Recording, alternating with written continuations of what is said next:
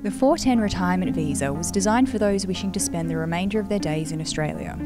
It was not without its limitations, however, and while the visa is no longer in existence, there are still approximately 4,200 410 visa holders who will never be eligible for permanent residency, will never be able to vote despite paying taxes, and are subject to costly health insurance. John Muller recalls the process of entering Australia on the 10th anniversary of their arrival in Perth. And we discovered that it was very difficult to get a visa. We were offered 3 different types of visa, and 2 of them were totally unacceptable because one said we had to have the majority of our kids living here, which we didn't, and the other one was very expensive. It entailed giving the Australian government $80,000, which we found was a bit steep. So we were left with what was called the 410 visa. And the 410 visa was quite simple. It said that we were not allowed to work, we had to support ourselves, we would get no financial support from the government, we would get no Medicare, we're not allowed to work, which was fine because that was more or less what we were doing anyway. I was retired then. And it offered permanent residence after 10 years. Or that's what it said on the application form.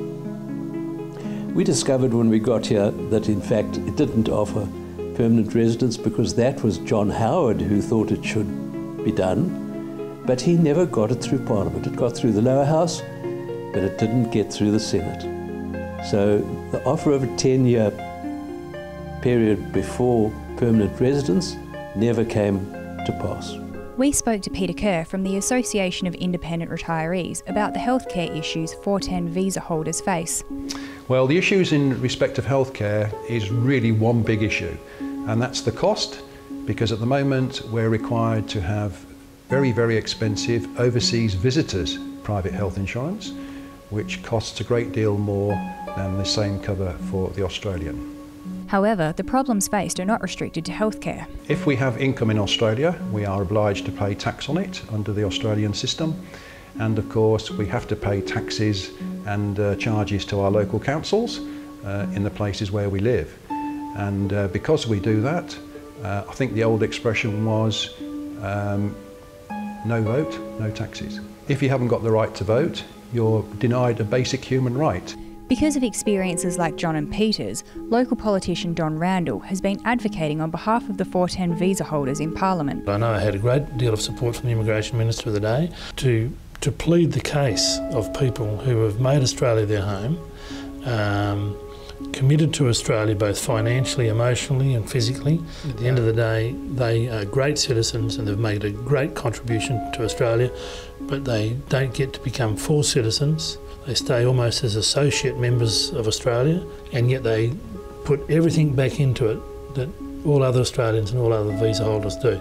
So I see that as pretty unfair, pretty unreasonable. That's why I've done my best to try and get them heard. With the increasing health costs associated with ageing, Treasury has convinced the government that at a cost of $1 billion, it is too expensive to grant the 410 visa holders permanent residency. When the politicians talk about the future health or aged care costs, we say to them, well, we're already making big contributions. We bought properties, we buy cars, we buy boats, we buy caravans. We contribute generally to the economy.